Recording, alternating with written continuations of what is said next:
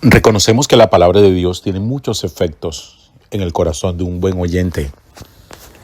Una persona que es capaz de agudizar el oído para aprender a escuchar la voz de Dios no queda intacto ante esa escucha de la palabra. Algo pasa, algo sucede. Esa palabra suele inquietar, esa palabra suele incomodar, esa palabra muchas veces viene a sanar. Esa palabra nos cuestiona, esa palabra nos restaura, esa palabra nos exhorta, esa palabra nos anima, pero esa palabra también en algún momento puede llegar a quemar profundamente el corazón. Y me refiero a una escucha atenta, a una escucha en fe, no simplemente como quien se acerca a la Sagrada Escritura como para leer una novela o como para formarse o simplemente para entretenerse. No, el que escucha la palabra de Dios con un espíritu dócil, buscando la manera de que Dios le hable, allí encuentra sin lugar a dudas todo lo que Dios quiere decirle. Por eso la carta a los Hebreos nos recuerda a nosotros hoy una verdad, y es que la palabra de Dios es como una espada de doble filo, es tajante y que penetra hasta allí donde se unen el espíritu y el alma. De una manera muy bonita, pero también extraña para nuestros oídos, nos dice que esa palabra de Dios entra a lo más profundo de nuestro corazón, la sede de nuestros sentimientos. Dice allí donde el alma y el espíritu se unen. Y digo que para nosotros puede resultar extraño, porque para nosotros alma y espíritu suelen ser sinónimos y los utilizamos de manera indistinta, como si fueran lo mismo.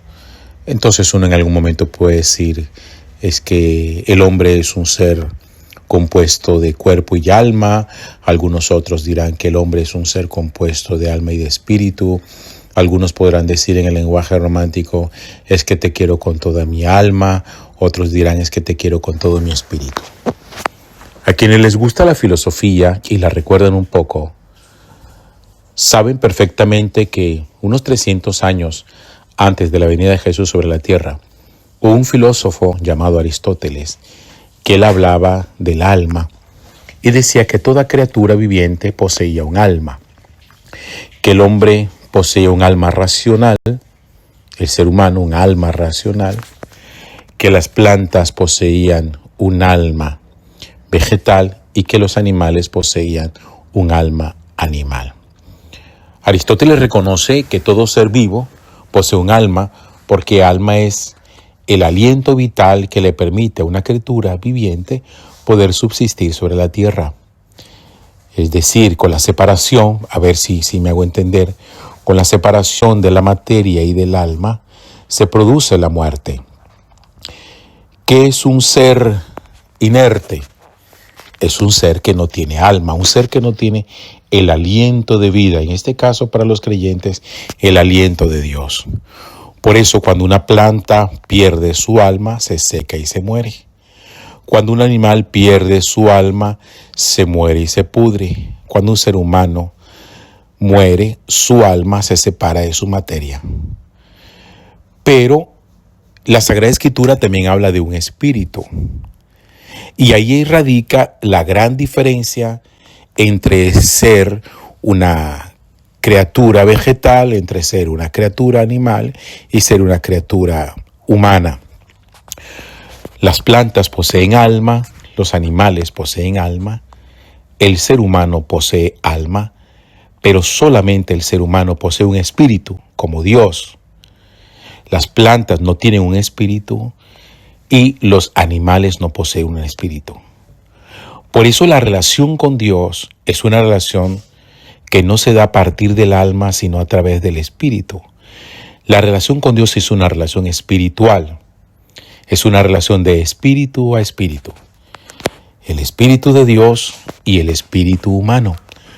Porque la característica fundamental del espíritu es la voluntad, la racionalidad y la libertad. Por eso nosotros decimos que los animales no tienen racionalidad aunque tengan alma porque están vivos, que las plantas no tienen racionalidad ni tienen voluntad aunque tengan alma porque están vivas. En cambio, los seres humanos, insisto, a diferencia de las plantas y de los animales, sí poseemos un espíritu que es lo que nos permite a nosotros la intercomunicación y la relación con Dios. Por eso, de manera interesante, la carta a los Hebreos, hoy en el capítulo 4, empieza diciendo: la palabra de Dios es viva y eficaz, más tajante que espada de doble filo, penetra hasta el punto donde se dividen alma y espíritu. Porque es que la palabra de Dios solamente puede ser escuchada, discernida y relacionada con el ser humano, porque somos seres espirituales. Si nosotros recordamos en el diálogo que Jesús tuvo con la samaritana, le dijo esto: Dios es espíritu y los verdaderos adoradores deben aprender a relacionarse con Él y a conocerlo como espíritu y en verdad. Las plantas, los animales, no tienen esa relación espiritual con Dios. Nosotros no tenemos una relación espiritual con las plantas y con los animales. Nuestra relación con las plantas y los animales es de alma a alma, de espíritu viviente a espíritu viviente, y de ahí deriva el respeto nuestro hacia ellos. Porque hoy proclamamos, promulgamos y defendemos precisamente la defensa de toda vida senciente sobre la tierra. En cambio, esa relación que nosotros tenemos con el Señor es una relación muy distinta. Es una relación que permite la intercomunicación, es una relación que permite el amor, es una relación que permite la escucha, es una relación que permite que nuestra voluntad se junte con la voluntad de Dios, que nosotros seamos amados por Dios, que Dios sea amado por nosotros, que nosotros podamos escuchar la voz de Dios. Miren, los animales solamente responden al instinto de su propia existencia, lo mismo que la planta. Por eso los animales nacen siendo animales, mueren siendo animales. Las plantas nacen siendo plantas y mueren siendo plantas. El perro ladra desde que nace y el perro ladra hasta que se muere. Los seres humanos, en cambio, no. Los seres humanos somos seres evolutivos. Y por eso en la relación con Dios, en esa relación de carácter espiritual con Dios, a través de esa palabra de Dios que penetra allí donde se juntan y donde se dividen el alma y el espíritu, nosotros podemos cada día crecer. De tal forma que podríamos decir lo siguiente: nosotros nacemos siendo seres humanos, pero estamos llamados a morir y a resucitar siendo personas. El concepto de persona es un concepto filosófico, que es un ser en permanente estado de construcción, que no es una cosa que pase con los animales. Entonces, a todo esto, ¿qué más podríamos nosotros concluir?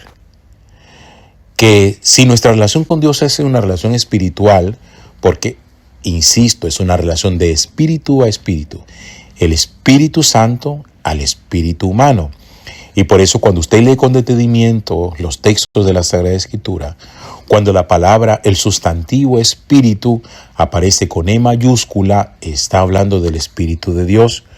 Y cuando el sustantivo espíritu aparece con E minúscula, está hablando del espíritu humano, del espíritu del hombre. Por eso siempre es bueno preguntarnos la relación espiritual que nosotros tenemos, ¿con quién la tenemos? Porque algunos pretenden tener relaciones espirituales con el cosmos y por eso muchas personas, como me lo han escuchado también ustedes en algún momento, muchas personas se consideran espirituales. ¿Por qué se consideran espirituales? ¿Qué significa eso de ser espiritual? Hay gente que cree que las relaciones con el cosmos son las relaciones que nosotros estamos llamados a tener, relaciones espirituales. O cuando incluso nos ponemos en la tarea de invocar espíritus, vaya uno a saber de dónde responden, de dónde proceden, y se tiene también una relación espiritual con esos espíritus, que así como pueden ser espíritus buenos, espíritus angelicales, celestiales, también pueden ser espíritus angelicales, pero del abismo, espíritus caídos.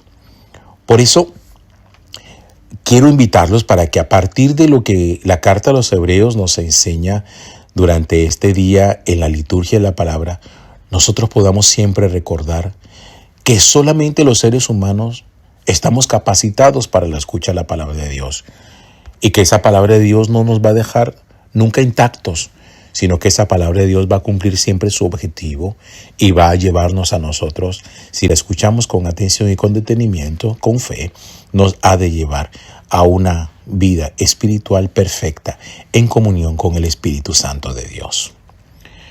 Gloria al Padre y al Hijo y al Espíritu Santo, como era en el principio, ahora y siempre, por los siglos de los siglos. Amén.